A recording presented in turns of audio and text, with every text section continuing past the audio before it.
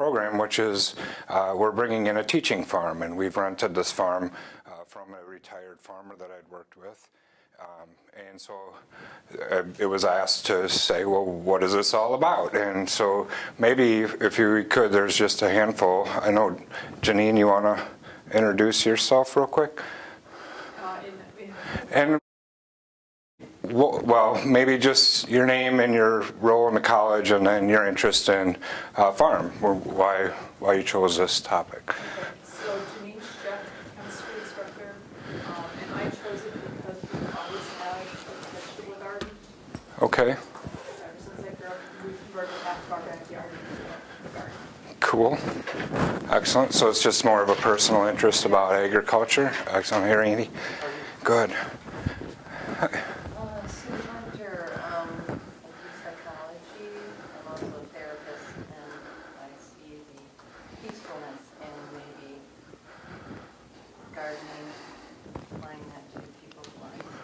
Excellent. Randy, we're just introducing ourselves real quick, what your role at the college and maybe your interest, why you chose this topic, because I can maybe adjust things for people different ways. But I'm Randy Matthews, in the School of Applied Science, Engineering, and Technology, and I guess there are kind of two pieces, I think. One is, does our John Deere Ag Tech program belong out at the farm rather than here? We certainly hear from, that's a program that attracts students from a, what it is, like a 10-state region, right. The regional training centers. Yeah. And many of them have difficulty adjusting to coming to an urban center like Madison. Okay. Which is strange to me, but that's what we hear from the HR people, is they have a hard time attracting people to the program because they don't want to come to Madison.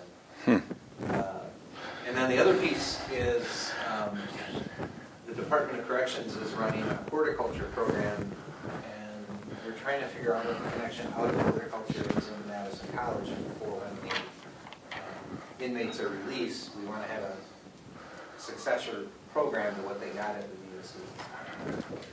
Excellent.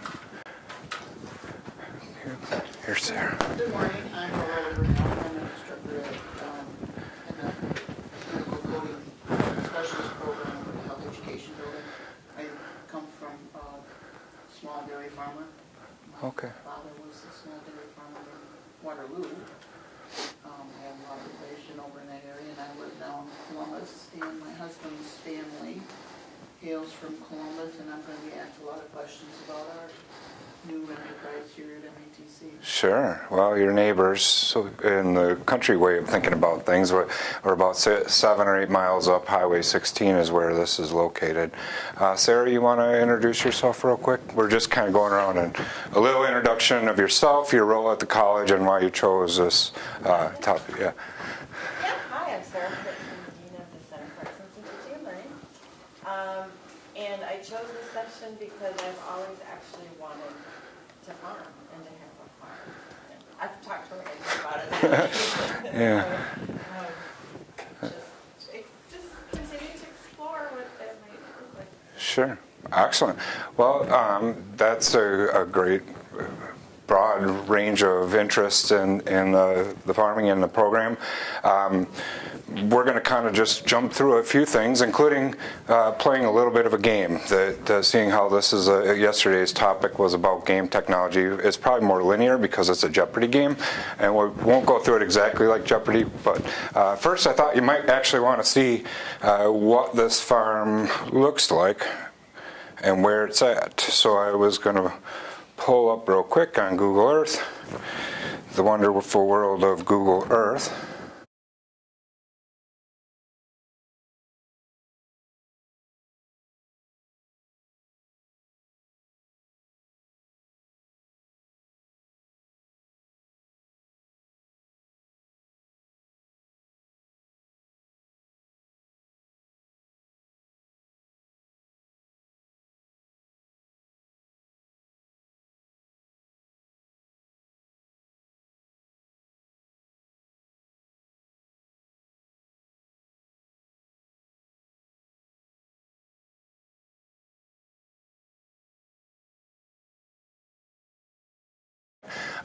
Fawn Prairie Farm.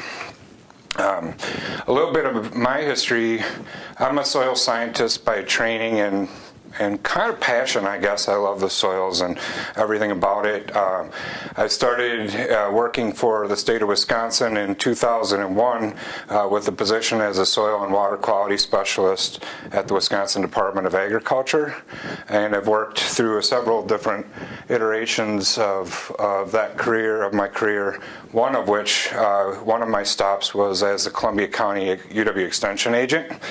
As a UW Extension agent, you're bringing university research out to the land, and one of the roles that an extension agriculture agent gets is dealing with farm calls and going out and helping farmers. Well, my first farm call as an extension agent was to this farm of John and Dorothy Prisky, Fountain Prairie Inn and Farms is what they had called it then. And so, kind of like, you know, your first relationship or first love, it's sort of something that stays with you forever. I've worked with the Priskys my whole career at Extension, and we've stayed in contact over.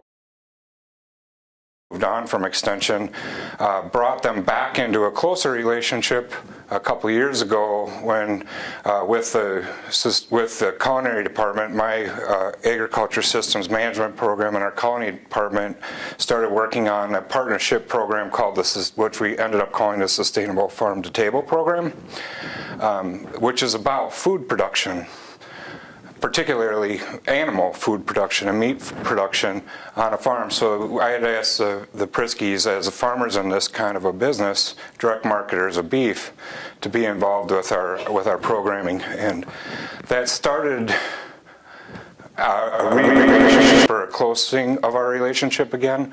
When I started my program, which is a 4-course. It had been what was called the Farm Business Production Management Program, which is one of the older programs in our system. We modified it here and made it into what it is today, our Agriculture Systems Management Program. It is, I have 4 courses in there, 2 on farm business, 1 on soil and crop management, and 1 on animal. I mentioned earlier I'm a soil scientist, so the soil and crop parts I'm fine at. The ag business, that's something you do as an extension agent. I was pretty good at that. The animal management is my weakness in that area. I can always learn, and I know a fair amount about it, but not enough to call an expert. So I went and asked John, as a retired farmer, if he would help me with that course. So I hired him the last school year, December, to be an adjunct instructor for us. John helped me develop the curriculum for that course and then taught it with me, co-taught it last spring. In the course of that time working together, I asked a question, because they had retired about 5 years prior from active production. What's going to happen to your farm? So John's like, well, that's an interesting question, interesting you should ask. You know, we've looked at that a number of ways. They have been trying to help other farmers get started, so they have been renting the land out to a young farmer, trying to help them learn about their management technique, which is called managed grazing, and help other people get started in the business. And they had been approached they had looked at maybe donating the farm to the university. The problem, well, if we zoom out just a little bit here, you'll see their management technique is to create a world around grass, essentially. Beef farmers, managed grazing farmers in general, are really grass farmers first. And so if they put their land up for sale on the open market, what would happen is somebody would come along and buy it and change everything that they'd worked over 30 years to bring into this kind of a setting. So they didn't really want to do that. The university would take it from them, but they have their flagship research station is just a few miles away at Arlington. They don't have really any need for this. So what happens in the university system is that they sit on that until the owners pass away, and then they sell it on the open market, meaning production. They weren't really that interested in that either. There's a group in Kansas called the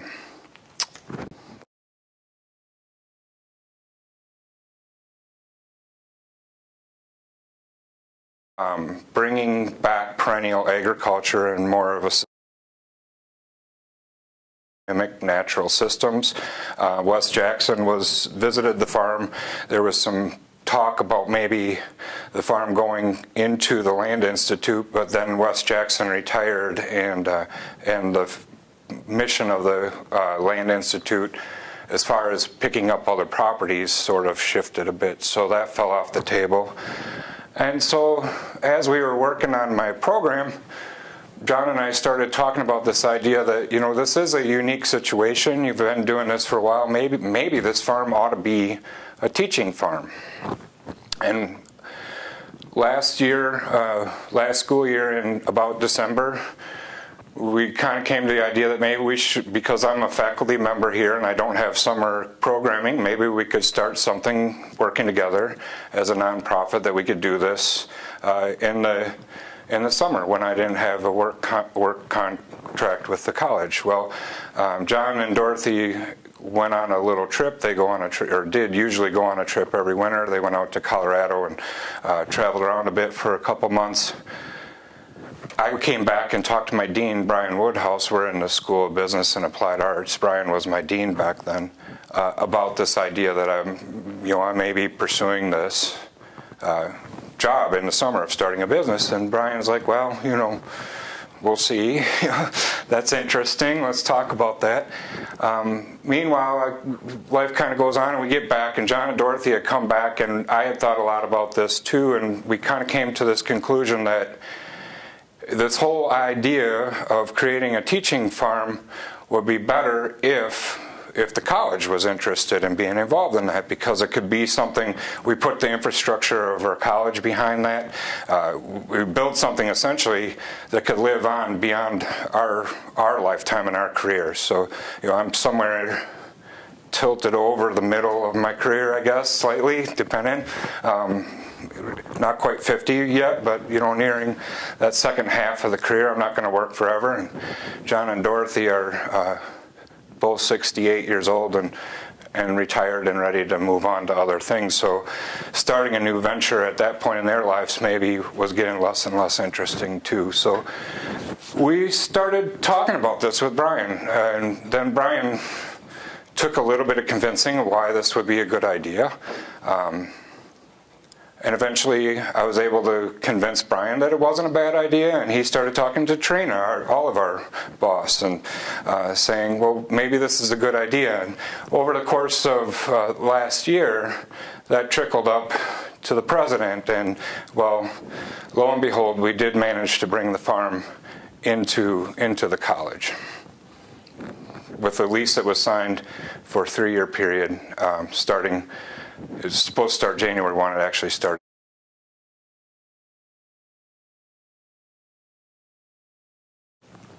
The farm is this property. It's 280 acres that goes mostly this green area. And most of it is this grass field, so it's mostly in managed grazing. Most of the property, there's some, it's called CRP land, that's a restored prairie and a restored wetland, and some other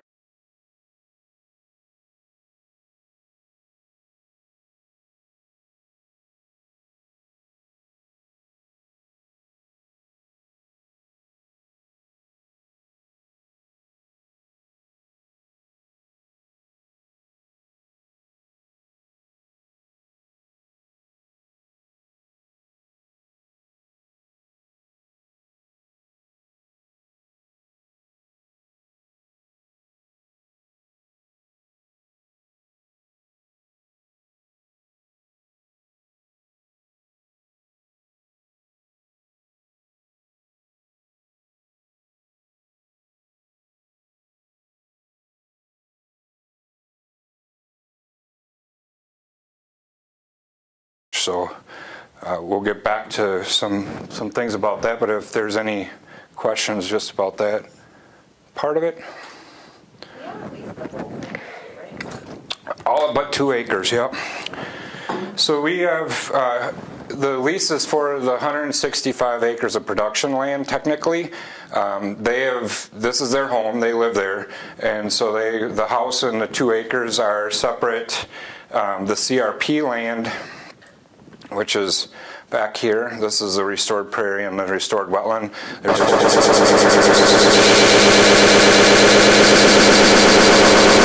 We have access to both with prior notice and request to the Priskys for that. But there's some restrictions being in CRP. This is a bird nesting sanctuary, so it's limited access until August 1st. You can go in foot traffic, but there's no driving and things like that. Randy had asked something about the John Deere program. At the moment, the facilities are somewhat limited. There's just these 2 barns. There's definitely space out there, capacity to do different things, and long-term, where the farm, I think long-term, the Priskys' hope is that the farm will become more and more ours forever. So how that functions and what that looks like in the future is still kind of up in the air. But yeah, I don't think you'd be opposed to building a facility up there. Yeah. No longer, we don't want to build a $500,000 facility on a 3-year lease. But Right. want to do something that way. And I think that's a hope for the future, yeah. That's one of my questions. Why only 3 years? Well, that's a good question. It turns out, well, right before I came here in my little career, I was an ed director at WTCS. That hated WTCS, right? Everybody's like, oh, WTCS, the state doesn't let us do anything. In this case, though, it's actually true. The state limits, without having to go for further approval, we're limited to a 3-year term on a lease of a property and a set in under $50,000 price tag on it. So those parameters allowed us to do that without having to get further approval through the state. I think if the paper I gave you there is a shorter version of a business plan that I wrote around this whole idea.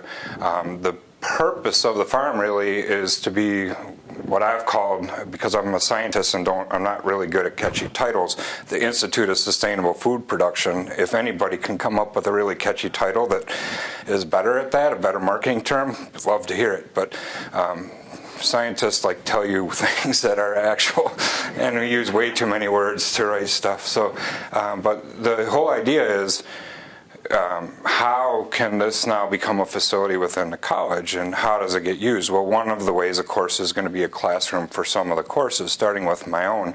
I have my agriculture systems management, I mentioned, is 4 courses, and we'll base that from there. The Sustainable Farm to Table program, I teach 2 courses in that on the agriculture side, on the animal side of that, so we'll base that from there too. Our culinary faculty are working on how to look at some food-related things. I'm working at well, a friend of mine from Fox Valley used to call us having our palette of offerings. You know, what does that look like? We have our credit-based programming. We also have opportunity to do smaller scale workshops and things like that to try to help people see the value of different management strategies or learn around that. So I'm setting up a series of workshops, smaller workshops, around the things that I teach in my agriculture program. And that's one of the opportunities here is, you know, anybody could do that. So Randy's mentioned the John Deere program. Maybe during the summer they might want to do a tractor maintenance workshop based at the farm. So we're setting up, Brian and I are working on setting up a process of how you do that. You know, how do you submit that? Yeah, Sarah. So do you have a website yet, like a central resource page where we can go where it shows everything that you're offering? We have, and yeah, I can run that real quick. So yeah, this is really an interactive program, so any questions or anything we want to go to, that's why I was kind of surprised we're streaming it, but hopefully the streaming works well for others. The farm itself and the workshop part of what we're doing is in our Center for Entrepreneurship, so we'll be doing work through that. And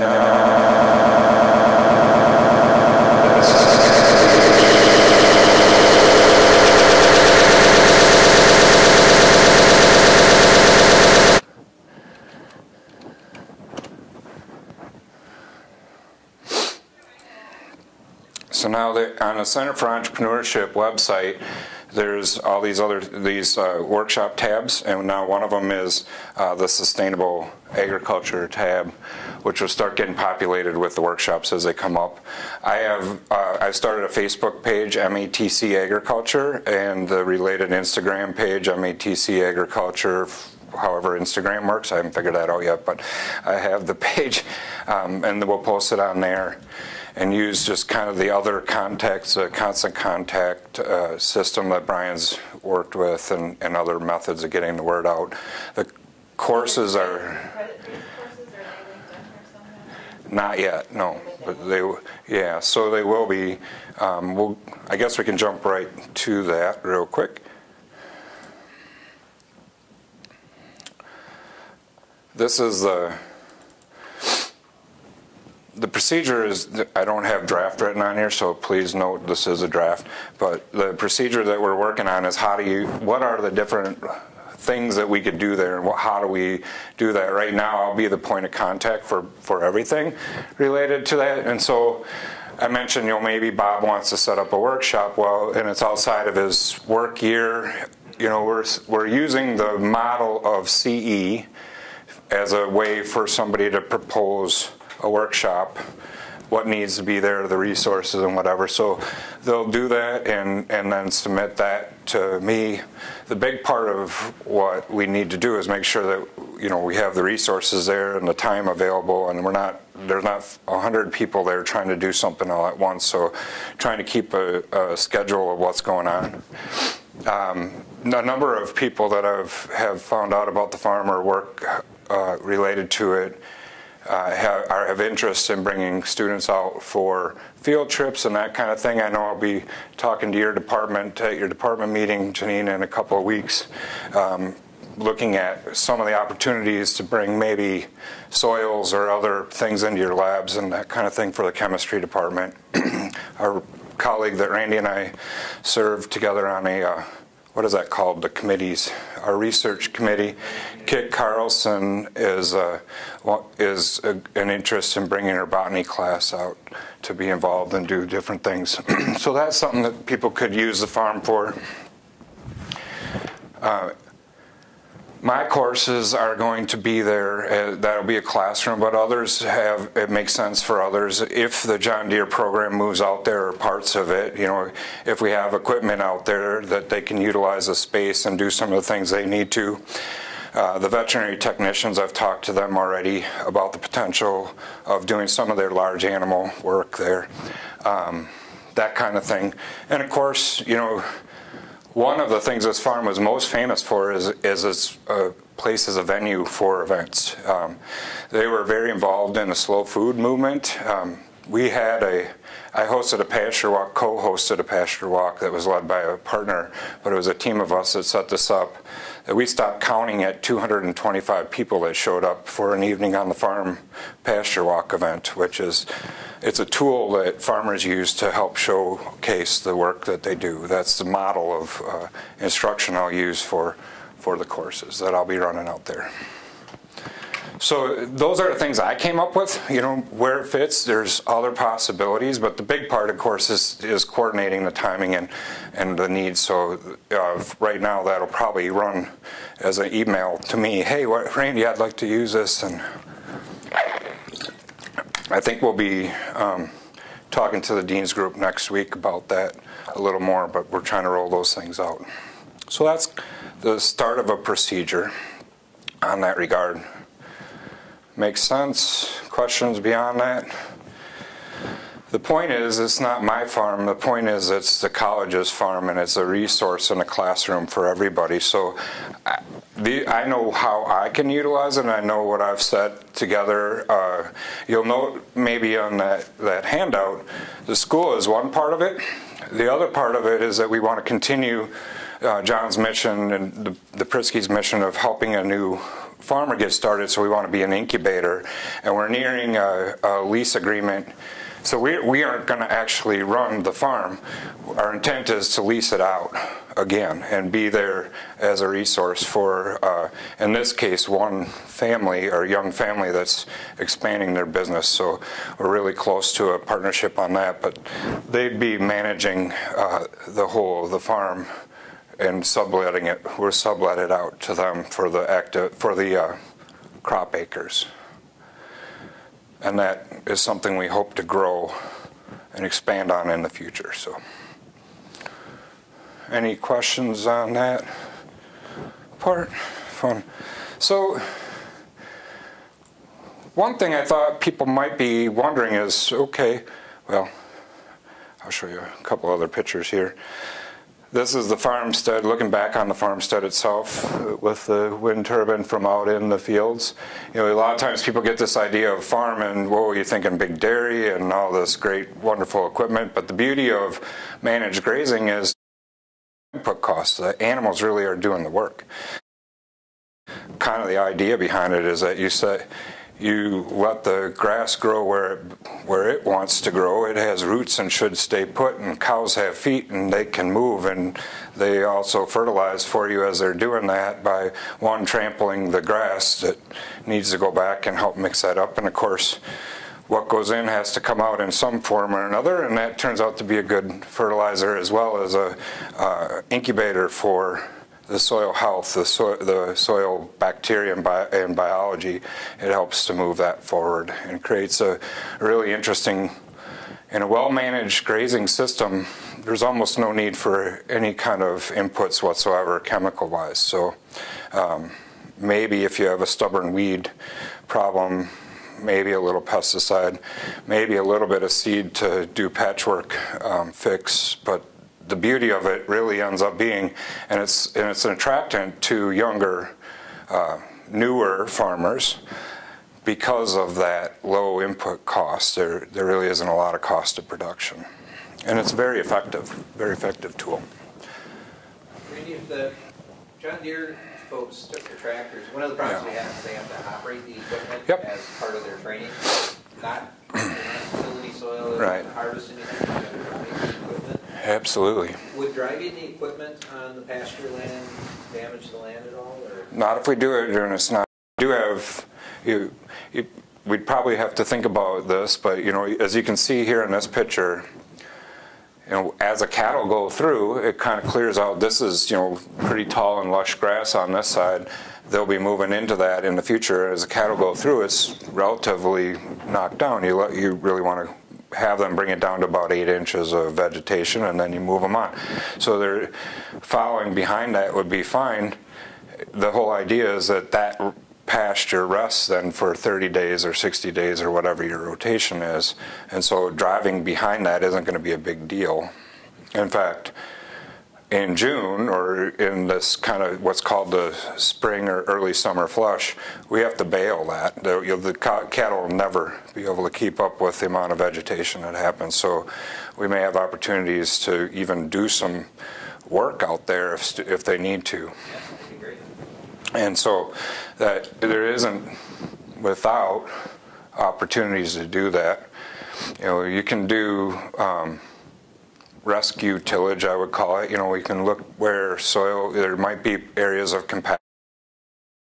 A passive tillage doesn't, especially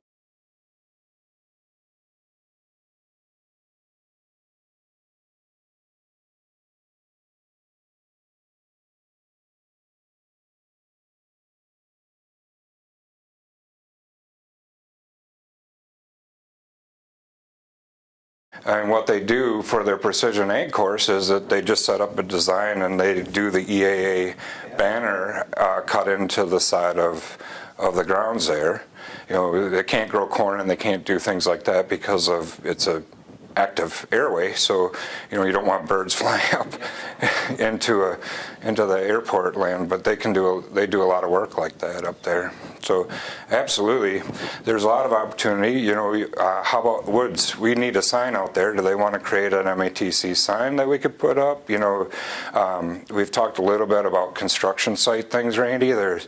there's a greenhouse called the Coleman greenhouse, which is a no energy input greenhouse. It's a farmer. He is a farmer in Maine, and he grows vegetable production throughout the Maine year, which is a even longer and worse winter than we typically have, with no energy input. So how do we do that? You know, think about those kind of things. Modeling that, you know, you mentioned the horticulture part. How do we model that for maybe a lower input or a lower income communities as a way to think about vegetable production and get that going throughout the year? So I have a lot of things I'd love to talk to you about, Randy. No doubt about it. There's a lot of opportunity out there from my perspective. We have, what, about 152 programs in the college, right? Somewhere in that range. I've been trying to tick them off. At least every division in our college touches agriculture in some way, shape, or form from my perspective. I ran into cosmetology folks, and I'm like, well, I can't quite figure out how to connect cosmetology to agriculture, and they're like, well, actually, quite contrary, everything is about having these products, you know, the lavenders and the different oils and essential oils, they're all about that. In Baraboo, there's a number of farms that are here specifically to grow lavender for the cosmetology industry. So I'm like, all right, I can do that. We can add that to our list. So I'm working on a connection to every program. But with that, for a second, let's step back and play a little game. So you might wonder, or I had wondered, or I've heard even, through the rumor mill that happens in life, why are we getting this farm? You know, one person put it, we have one program, the John Deere program in agriculture, right? Well, I think we need to take a step back and look at our community a little bit and see what that looks like. So I put together a little game that might help us do that. Jeopardy. Everybody's familiar with Jeopardy, right? I'm not going to let you pick the categories because there's a linear kind of approach to this. I'm not that good yet. Actually, we could. We're small enough it doesn't really matter. We could play it that way if you want. But I thought we'd just try a little Jeopardy game. This is actually came from our recruiting group, the framework for this, so if you ever need it, I got it from Chelsea Bowers. She connected to it, and the purpose, of course, is when they're out recruiting, you want something hands-on that the students can play around with and engage students. So I'm putting together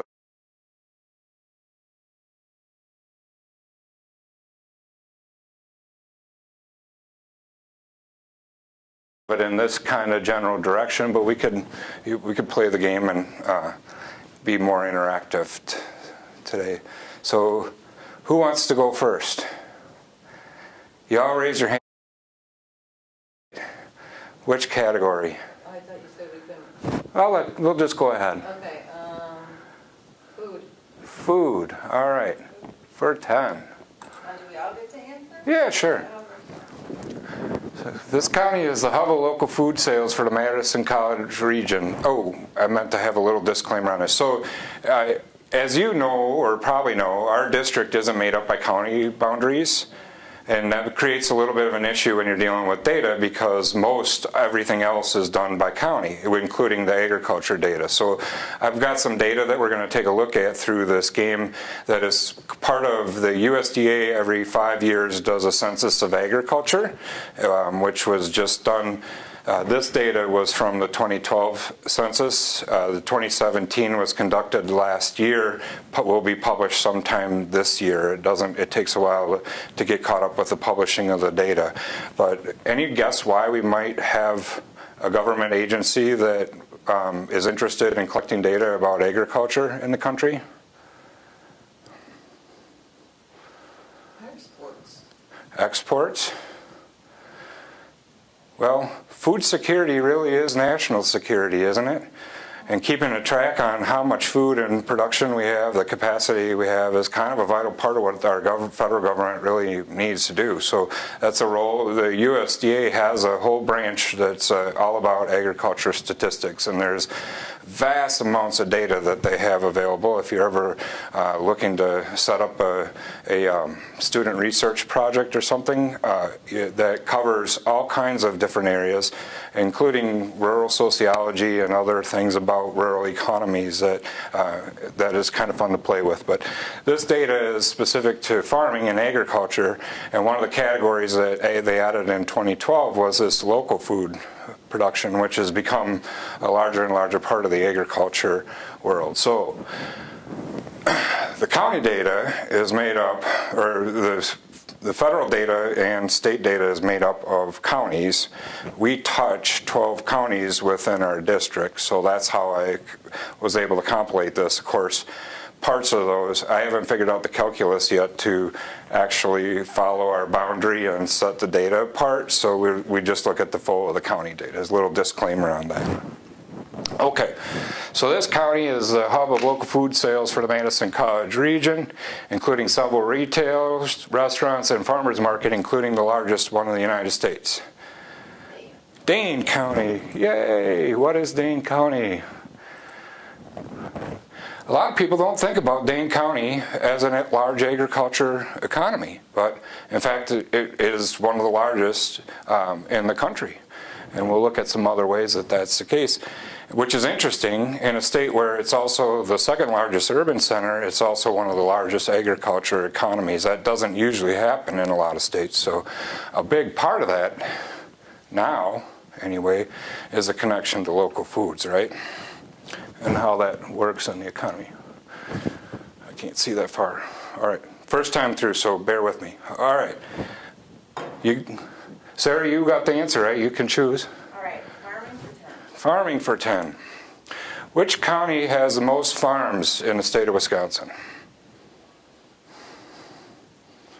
Again, these are our counties of our district. Oh, of our district? Yeah. Columbia? Any other guesses? I'll give you a hint. Well, let's just take a look. What is Dane County? According to the U.S. Ag Census, 2,749 counties or farms in Dane County in 2012 U.S. Census. The next closest was Clark County with 2,400. That's give or take about 20% more in Dane County. Again, a vital, important part of our economy here that we don't always think about because of this urban center that also is here and a big part of the county, right? Okay. Sarah, you still control the board. Let's try food for 20. Food for 20. Awesome. This county produces about $29 million per year on 256 local food farms.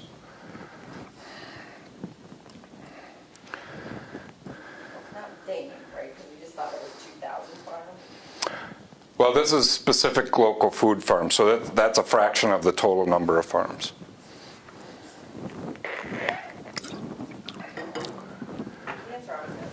Not always, but in this case, actually it is.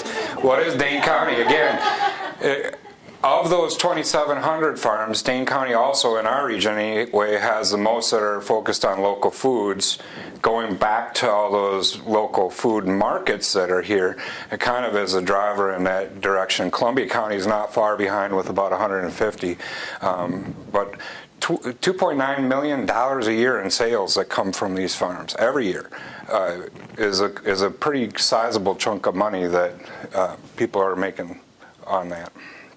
All right, well, Sarah, you're still in control. Okay, how about something I know nothing about?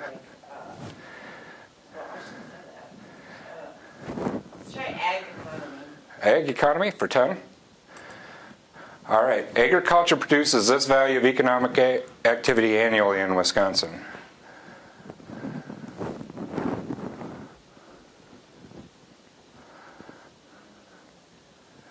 Oh, you mean like what percent? What dollar number? You have to get it exactly right down to the last cent. All right. 3 billion. 3 billion.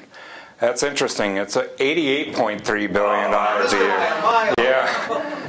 We don't really think of agriculture as this huge driver, but of course, the farms that are out here are providing product, but on both sides of the farm gate is an immense amount of industries, including John Deere and including our Bomatic and including the food systems. And Wisconsin is a major food processor state. Central Wisconsin is, Green Giant and, all the different vegetable producers. Little side note, that egg statistics thing. Any guess how many different categories of agriculture statistics the Wisconsin Egg Statistics Service tracks every year? Somewhere in the neighborhood of about 25 major food-based agriculture products. Any idea how many Iowa tracks? About 6. Any idea in Illinois? About 4. Wisconsin has an incredibly diverse agriculture economy. We're the leader in cranberry production. We're the leader in sauerkraut production. We're one of the leaders in, we're the leader in cheese production. We lost the total fluid milk production years ago, but we're getting to be a larger producer of beef, especially local markets. I mean, it's just an amazing amount of things that are growing in Wisconsin. And as a soil scientist, part of the fun of that is that if you look at our growing regions are geographically, as we move from north to south, they change pretty drastically. The northern part of the state is, 90 days of growing season probably, and down here in the southern part we're reaching 130 or so days in the year that you can actually grow something or frost-free days. So, that is an immense amount of change as we go across the state. We are directly impacted by the last glaciation, the Wisconsin glaciation, in most of the state, which sets up our soil systems in a different way. If you move just past Dane County and into the western part of our district, you enter geologically what's called the driftless area, an area that's never been touched by glaciers. And so the soils and the makeup of the ground there, the topography changes pretty drastically, which means the microclimates and ability. I grew up working on, I was born in Madison, mostly raised here, graduated from Madison East. Yeah, Madison East. I actually am a graduate of this college, which is kind of fun. I guess not technically. I'm not quite a job out, but I'm a transfer out. I moved to UW-Madison before I completed my associate degree. But with the degree buyback program that Betsy Barhorst did a few years ago, I'm now eligible to call myself a graduate of Madison College because I did complete my bachelor's degree eventually. My dad's best friend owned a small dairy farm in Richland County, and unfortunately that went bankrupt in the 80s farm crisis. But I used to joke in Richland County, they'd farm as high up the hills as the kids could stay on the hay wagons, see why you're baling hay. There's the steepness of Richland County and Sauk County that changes the dynamics of what agriculture and farming can be done there, right? Little sidelights, sorry. Like I said, it's trying to be an interactive program, but all right, Sarah, I think you're still in control of the board. Somebody else. All right. Janine, why don't you pick? I don't like picking when I have no idea any of the categories. Oh, well, that's the fun. Nobody does. I put these numbers on here that it's almost impossible to guess. And that's kind of the point of it. I guess that was the point of this, is that a lot of this is surprising to people, right? We don't think of Dane County as a leader of agriculture, yet it is, even though it's also the second largest urban center in the state. Let's take a look at some more of the farming then. This county is number 5 dairy producing county in the state. Dane County, yeah. 27th nationally. Whoops, sorry. I hit the wrong button. Dane County, as annually, the statistics, they rank number 5 in dairy production. You drive out by Sun Prairie and Wanakee, and what do you see? Gigantic dairy operations out there, right? In fact, that's what was the gal that was the Dane County commissioner up to a few years ago? I lost her name. Highway? No, the executive. Oh, Kathleen Falk, a number of years ago, started working with dairy farmers to try to do this biodigester, this compilation of manure, to try to bring that together, trying to prevent all this from getting into the Madison Lakes, right? So that was one function, work that she was a great leader in environmental protections throughout her career. And one of the things she tried to do here in Dane County to do that. What's the number one county in the state? Usually Brown and sometimes Clark. Throws it out. Okay, we'll get there. The top three in corn, soybeans, cattle, calf production. Dane County, yeah, how fun. I think people just are shocked. And in fact, the year before I came here as an ed director, I started working with John Alt to try to figure out, you know, Randy, I don't know if you would have remembered the farm business program. It might have predated your time, but that farm business program had been in place since World War II in our system and in our college. And at one time it had housed at least 5, if not 7, full-time faculty around the district, working directly with farmers and trying to help them out.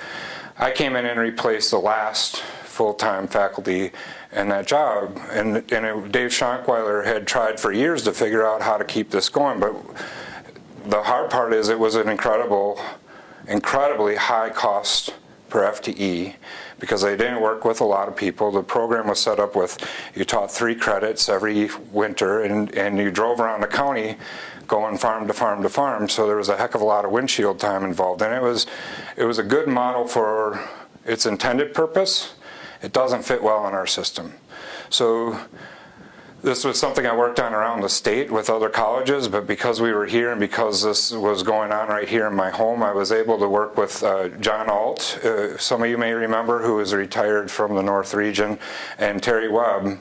I spent a year as a consultant for my role at WTCS trying to work on this to figure out how do we get some kind of a functional agriculture program, a farming directly program, in this college. And one of the things that really turned Betsy Barhorse, who was the president at the time, one of the things that really turned her around was this data and understanding the importance of agriculture, particularly in Dane County. I didn't put this up there. Well, maybe I did, but I'll give it away. Dane County, it turns out, is the #1 in terms of value of agriculture production products sold in the country. And when she saw that, she's like, oh my goodness, we need to do something for farming here. And so she kind of gave us the green light to work on that. Lo and behold, that actually led to a position being repositioned. And being that this is my home and this is my love, I applied for it and got it. And now it's kind of morphed into a few different things. But that was the backstory, I guess, to how this program got here and how I got here. In the college, back in the college. All right, we go, that was that. We'll run through these pretty quick. What are the number of farms in the 5 counties that make up, so again, in our region we touch 12, but there's 5 that are more or less within the geographic boundaries of the college. So that's Dane County is fully within, Columbia County is fully within, Jefferson's probably 2/3 or a little more. Sauk County is probably 19ths or a little more. It's just one school district that gets carved out of that. Marquette County is mostly in. So I think that's the 5 counties that I mentioned. How many farms make up that? 7,900. You were really, really close. 7,681 farms. Excellent. Sarah, you get a prize for that. I don't know what it is, but yeah, right. You want to make it 7,682.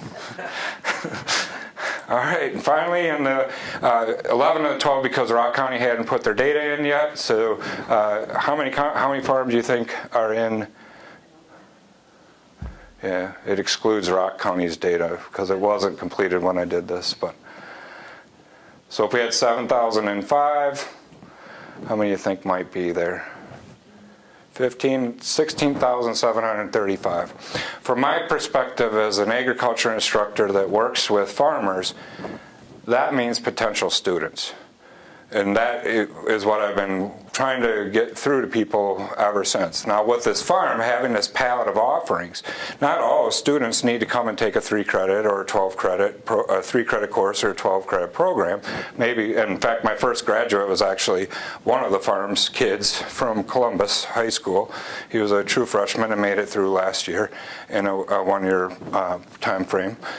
He needed that, and it was a good place for him to be. But there's bits and pieces of my program that can be of value to existing farmers, and we try to figure out where does that fit, and that's what this farm is able to help us do. If not on the farm, it creates a living model that I can create into other components. So like if I'm operating this farm as if it is a farm business as much as possible. I'm using our incubator's information to do that, but then I can create all the farm financial records and analyses that a farmer should do on their farm to teach people how to do that.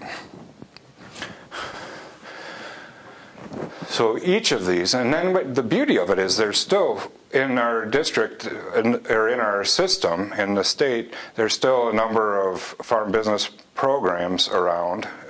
To our west and our north, they still exist. But to our east, in Waukesha County and Walworth County and southeast part of the state, there's nothing related to agriculture. And so, you know, there's potential for those people who are in need of some help to be able to come here and get that help too. And we can't technically go market in other areas, but there is an unmet need in other parts of the state too. All right, let's run through some ag economy fun stuff. What is the value? Remember, it's 88 billion in the whole state, so it would probably be more than 3. But what is the value of agriculture in our district, in these 12 counties? Any guesses? 44? A little high. 14.6 billion. But it does work out to be almost 17% of the whole state. It happens right here in our district. Again, the farming is that basis. That's the base of what the agriculture economy works on. This is industrial maintenance. This is the salespeople that are working with agronomists and feed mills. This is our veterinary technicians. These are the other jobs that help drive this economy beyond just the food production, that help support the farming industry, both on the products coming in. We call it on both sides of the farm gate, right? Products coming off the farm go somewhere. Industrial maintenance technicians are flying out the door, right, Randy? Great job. Where do they work? A lot of them, food production, right? It's a big, big, big employer of industrial maintenance technicians. So to me, that is an agriculture program in my way of thinking of the world. It certainly serves that part of our economy. How many jobs do you think that makes up in those counties?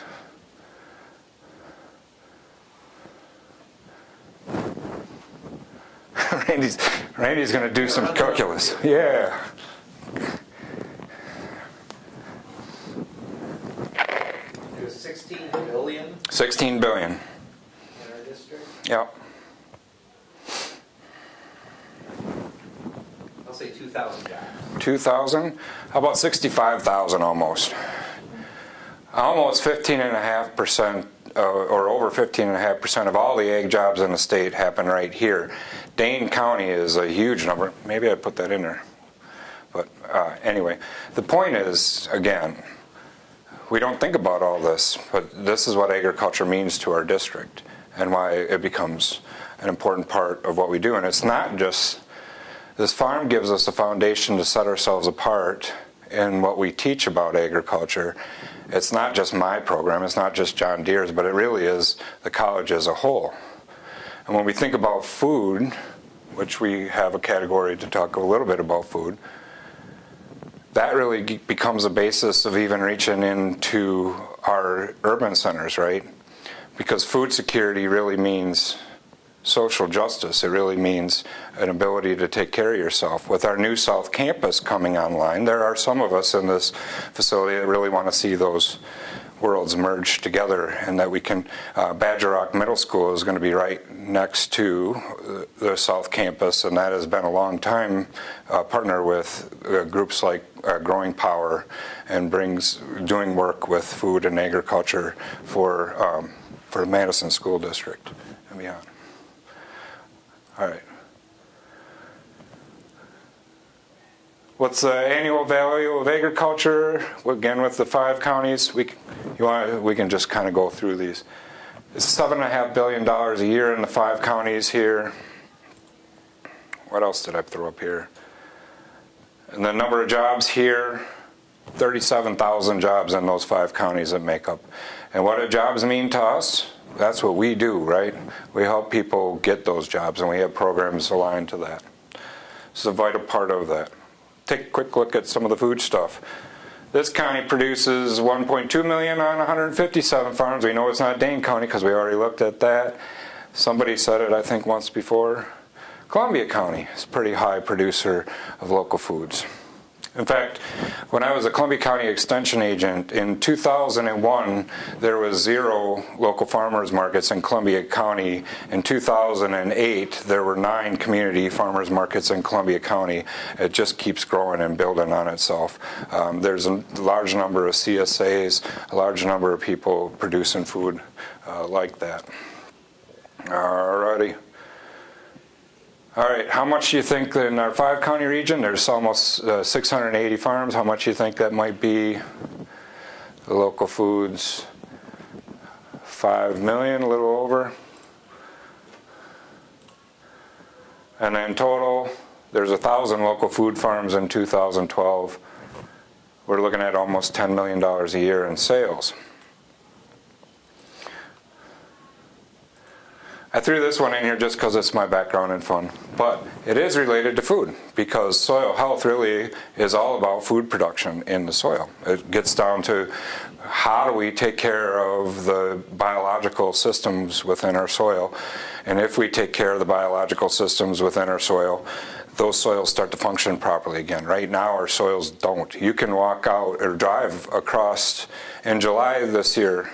Take a drive across any part of the corn growing areas in our district or wherever you're at right after it rains in a thunderstorm about 5 or 6 days later, and look at the corn and see what it's doing. And what you'll see is typically, if it's been hot and dry, this corn's starting to curl up. All of that rain that hits the ground is running off. It's not soaking into the ground the way it's supposed to. A friend of mine who's a conservationist in our land conservation department in Sauk County kind of started putting some words to this and noticing that what we really have in our area isn't a runoff problem but an infiltration problem, and you see flashier events in storms and from storms, and it really is because of what's called microerosion and destroying the soil biology in the way we're farming. And it's really a simple fix. Putting back soil health practices can turn that around within a matter of even a year. Sauk County had done that. They have a 400-acre farm that they own and rent out, and have been in corn and soybean production for a long time. They did an water infiltration test where you drive a ring into the ground and fill it full of water. You put in 2 cups of water into a given volume of that, and you can calculate the amount of water infiltration. It took over an hour for that cup of water to go into. In fact, they just gave up on it because it hadn't gone in an hour. They incorporated using cover crops and some soil health practices into their farming system, and the next year they were able to infiltrate that same amount in 2 minutes. It is an incredible fast thing when we allow the soils to, when we're feeding the biology in the soil, it will function the way it's supposed to. And the big part of that biology is what's called mycorrhiza fungi. That's a big part of how soil health, or how soils function. And when we till and use chemicals, tillage breaks up the mycorrhiza fungal appendages and breaks it up and doesn't let it live. Chemicals can destroy it. It creates a salinization problem that creates an environment that doesn't allow that to happen, and it moves our biology more towards bacterial function, but what you lose is the glue that holds the soil together and creates the porosity and the structure in the soil. Having the mycorrhizae fungi in there, they give off a chemical that is the glue that holds soil together. So let's take a look at some fun soil health stuff. What is the definition of soil health? I kind of mentioned it a little bit. Diverse microbiome. What is the capacity of the soil to function, right? Letting water infiltrate, doing that kind of thing. What are the characteristics that indicate a healthy soil? Water absorption is one. Nutrient cycling is a big part of it. Again, I mentioned earlier that in a well-managed grazing system, you don't have to use chemical fertilizers. That's because the nutrients are cycling through the system properly. Feeding and growing plants. We'll zip through some of these. This is a fun fact. Approximate number of living organisms in a gram of soil, a teaspoon of soil. Any guesses? Wild guesses. Throw something out there. 500? A million? 7.5 billion. That's the point. The soil is a massive factory and a massive ecosystem beneath our feet. And if we treat it well, it will act the way it's supposed to. It really is a highly functioning factory of things. All right, 5 practices that enhance soil health. I mentioned a couple of them. Cover crops, manure, no-till, yeah. Reduce tillage, diversifying cropping systems, adding in cover crops is a part of that. Keeping the soil covered, cover crops of course is a part of that. Plants growing throughout the year, a little tricky in Wisconsin, but having the living roots is the key to that, right? So if the roots are in the ground when the frost happens, that's considered a living thing. Those 4 are sponsored by the USDA, and then the number of us in this field are saying adding in the animals, having that manure is an important component of soil health too, trying to push that part of it forward. If not, the animals living out there may be thinking about how do you partner with a neighbor to get manure from, say, a neighboring dairy farm that might be struggling with where do they put their manure onto crop fields, and creating these partnerships that had started to function early in the 2000s but have kind of backed off a bit. Anyway. All right, this is the connecting component between soil health, plant health, animal health, and human health. In other words, why is this important to me anyway? Why do I think this is one of the most important things we can do right now? Any guesses? Security. Agriculture really is about the production of food. And when we think about agriculture as a production of food for the animals in our soil, it provides a healthy living system within our soil, which provides a healthy living system to feed our plants, which provides healthy products to the animals that eat them, which provides a healthy product to us. And there's a growing amount of research around this that's looking at the chemical-based fertilizers in agriculture really changing the nutritional value of foods.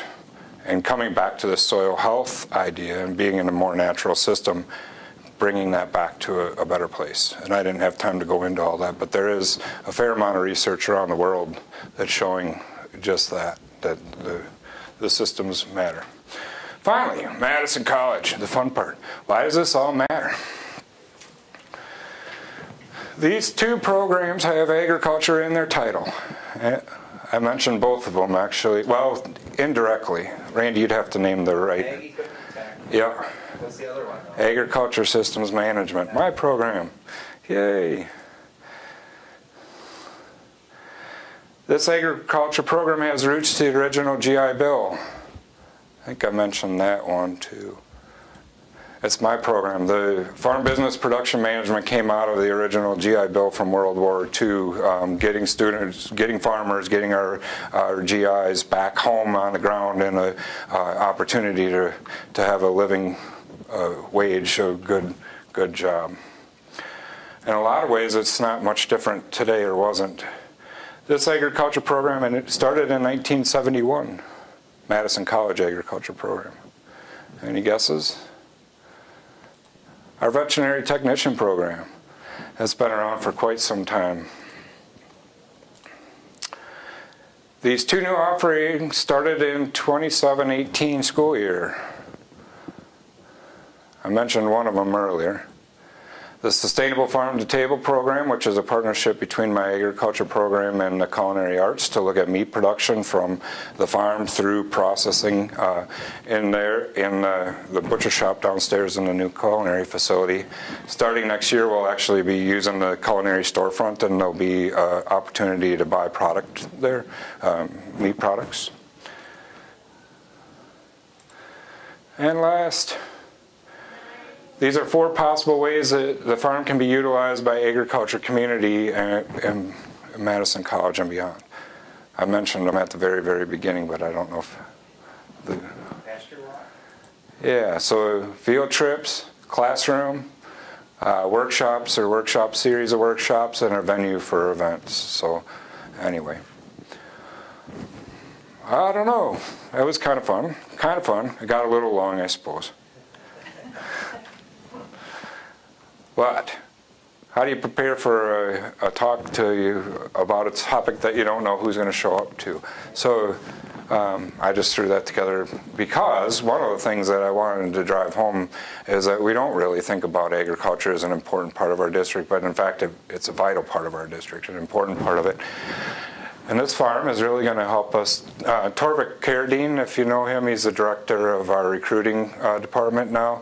Asked me last week one day, he's like, well, what sets our Madison College agriculture apart? I'm like, well, I have to think about that for a bit, Torvik. I don't have an answer right off the top of my head. A lot of the agriculture departments around the state at different technical college systems are very similar, but what really sets us apart is this farm and our connection to food throughout the whole system is unique in the country, really. I mean, there's a handful of places that do this, but not many in a college system. Most of them are nonprofits and that kind of thing. Some of them, there's a Stone Barn, which is in New York, which is started by a chef by the name of John Barber, who's an award-winning chef from New York City. Backed by Rockefeller dollars, makes a bit of difference in what you can do with that kind of money, but you know, not taxpayer dollars doing this. But the point of the farm really is, when we look across the college, we all, in some way, shape, or form, have a connection to agriculture, and this is a place for anybody to think about and be creative, and how can I help drive that forward, and how can I help make that a part of our college's mission. And Randy, you have a ton of faculty that I want to talk to. Yeah. You know. Full speed ahead. Absolutely. So, we have a couple minutes left. I took up a lot of it with the game, but if there's anything, the gardening part, Paul Short is working on some workshops on harvesting and then producing. Paul's our department chair for our culinary department, or our lead chef, I guess. And he's working on some workshops that look at harvesting food and harvesting crops and turning it into food, which is good because, you know, it's good to know how to utilize that. And he's got some products that we'll be working with the Priskys to plant in their garden. As we expand out the idea of the incubator, there's still land there that would work really well for a horticulture kind of a setting, Randy. And if we had a horticulture program to kind of drive that, it would be amazing. There's 9 acres of land that's available to build on, so buildings in the future, we've got plenty of land to do that. There's plenty of room to think about where to put in and do vegetable production in particular. But I'm not a horticulture instructor, and nobody else in our department is, so if we can think about that program, a program coming here, you know, there's plenty of data that we're missing out on that here in our... There's a job market for something. There's a job market for that. Horticulture? Yes, Okay. Particularly the landscape part of it. Right. This one's trickier because if you're getting into farming, you're more of an entrepreneurial, and getting, you know, labor market information on entrepreneurial jobs is always a challenge. But I don't think we should discredit entrepreneurial opportunities. And maybe it dovetails with, we're developing this facilities maintenance track. Yeah. So if you think about the Dells, right, this concentration of resort facilities that rivals anything in the world. Right. And all of think of it, there's got to be a ton of sort of horticulture related work out there. Absolutely. So maybe that's our route, is that there's a pathway somewhere in that facilities emphasis. And how do we, one of the things that Paul Short has talked about, and I agree with, is, have you heard of a term called permaculture? Mm-hmm. What if our college modeled permaculture settings of having edible landscapes around us, and we have a real opportunity to think about this with a new campus coming into place, especially where it sits, and with the work Kit Carlson's doing on food security and food dynamics and that kind of thing, and tying it back to agriculture and food. Well, there's a number of those entities, and the Dells are doing local foods. Chula Vista is blowing it out of the water with local foods things. So why wouldn't we try to help them think about how to model a permaculture setting where the chefs can go out, pick things in their own gardens, in their own facility, and then turn it into a product? That's a big value added, I would think, for them. You were trying to ask a question. Oh, I was wondering if, and I might be pronouncing it wrong, aquafarming? Aquaculture? Yeah. Is that something you could set up on? Actually, I have a student that set up his business is moving into aquaponics, and I was trying to reach out to him before he graduated to maybe set up an opportunity in one of the barns to look at that. It's a possibility. See, Randy? Yeah, they do a lot of teaching around that too. Yep. I can't think of the name of it, but I know where you're talking about. One of the Montello, yeah. Oh, I can't think of the name of it right now. God, I'm getting old. My brain doesn't work. Yeah.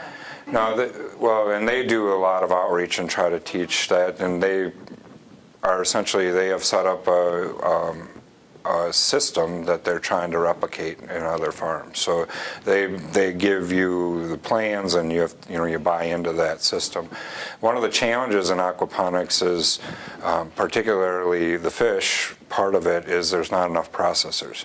And so to get the fish part of it to market, you end up spending a lot more money on the fish, and it kind of dives into some of your profitability on the vegetable production side of it. Yeah, but the fish only have a certain life cycle, so you have to kind of keep replicating it. And the problem is that the distance for shipping the fish to process and then back and then getting them into the markets eats up any level of profit. So somehow the processing really, the reason that we started our Sustainable Farm to Table program is that the processing part of the meat in particular, part of local foods, is a bottleneck in that food pipeline. So if you're an entrepreneurial-minded person and you really want to start a job right now, there's endless opportunities in meat processing.